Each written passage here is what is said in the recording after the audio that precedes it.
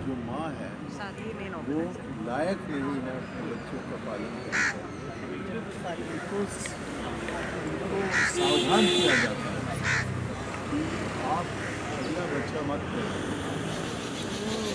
और यदि ऐसा हो गया कि उनको पता लग गया कि माँ गर्भित है, तो उनका पीछा करते हैं, पता करवाते हैं कि कौन से अस्पताल में वो जाएंगे बच्चा पैदा करवाने के लिए।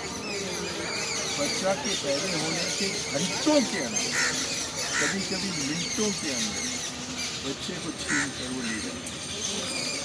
प्रोटेक्शन के नाम पे माँ बाप और बच्चों को अलग करना मुर्दाबाद, मुर्दाबाद, मुर्दाबाद। न्याय के नाम पे न्याय नहीं चलेगा, नहीं चलेगा, नहीं चलेगा।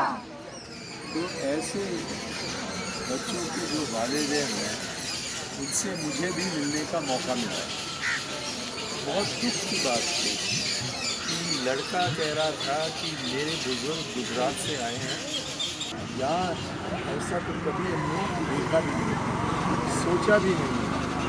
बच्चों को इजाज़त नहीं दी जाएगी अपने माँ बाप के साथ रहने का और बड़े होने का। अब जबकि ऐसे उदाहरण हमारे सामने आते हैं और उनका दिशा हम देखते हैं, कितना दुख भर जाता है।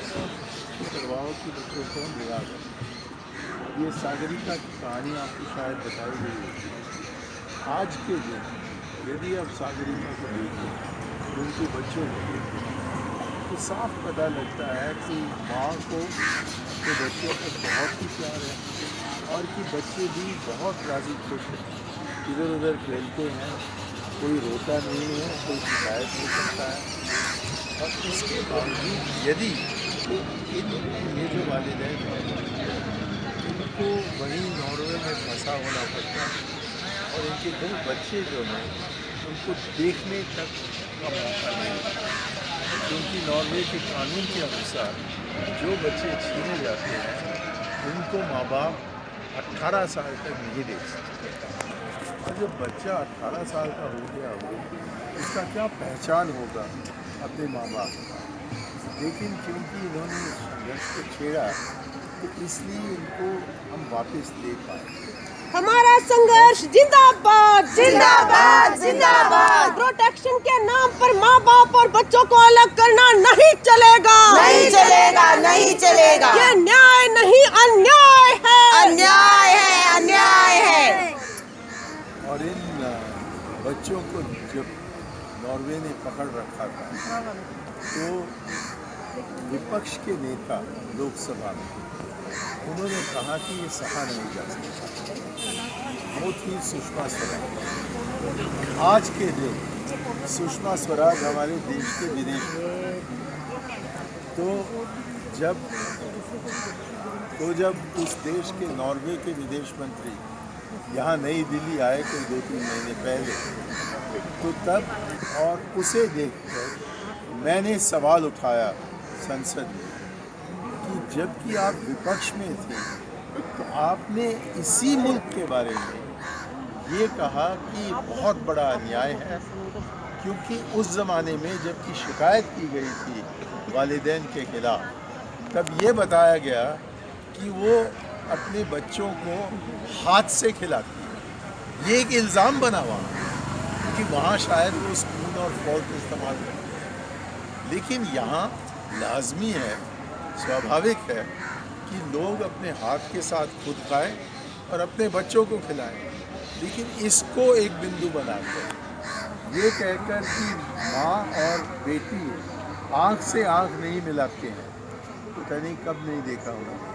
तो ये कहकर कि बच्चा गिर गया है और वो गिर नहीं गया, गिराया गया, ऐसे सब गलत इल्ज़ाम लगाकर उन्होंने बच्चों को छीन लिया। और बड़ी खुशी की बात है कि उस ज़माने के भारत के विदेश मंत्री जो थे SM कृष्णा, उन्होंने भी दखल दिया एक मामला होने पर ही, और यहाँ से हमारे अफसरान वहाँ नॉर्वे भेजने पर ही इन बच्चों को रिहा किया गया। और आज के दिन बड़ी खुशी से कलकत्ता के निकट वो पढ़ रहे हैं, खेल रहे हैं और बड़े बड़े। अब हमारी मांग बस ये है कि अब जबकि वो विपक्ष के नेता हमारे देश के मुख्यमंत्री बन गए हैं, तो जो उन्होंने तब कहा था, और ये कोई 40-50 साल की बात नहीं है, जो 2-3 साल पहले उन्होंने कहा था, अब उसको हमारे देश का एक नीति बनाए। और नीति बनाने के लिए हमने उनको ये कहा कि हम मानते हैं कि हम नॉर्वे का कानून हिंदुस्तान बैठकर नहीं बना सकते, लेकिन इतना तो कम से कम हम अर्ज़ कर सकते हैं, हम उनसे मांग कर सकते हैं कि इतने साल से आपका अनुभव रहा है कि जब बच्चों को छीना जाता है उससे वाकई न्याय मिलता है या अन्याय मिलता है, और उस अनुभव के आधार पर आप ही देखिएगा कि अपने ही कानून में किस प्रकार के परिवर्तन लाने की आवश्यकता है। अब जहाँ तक कि उसी देश के नागरिक हैं, जो उस देश के बाशिंदे हैं, वही अपना संघर्ष चलाएंगे, लेकिन जहाँ तक कि विदेशी बच्चों का और विदेशी परिवारों का सवाल है, वहाँ वो अलग तरीके से मामले को देखें और खुद अपने से पूछें कि जहाँ की वहाँ ये बहुत बड़े बड़े ख़ानदान होते नहीं हैं, और हमारे यहाँ होते हैं कि माँ बाप ही नहीं, लेकिन उनके माँ बाप भी, और फिर उनके जो रिश्तेदार हैं वो सब अपने को एक ही परिवार समझते हैं।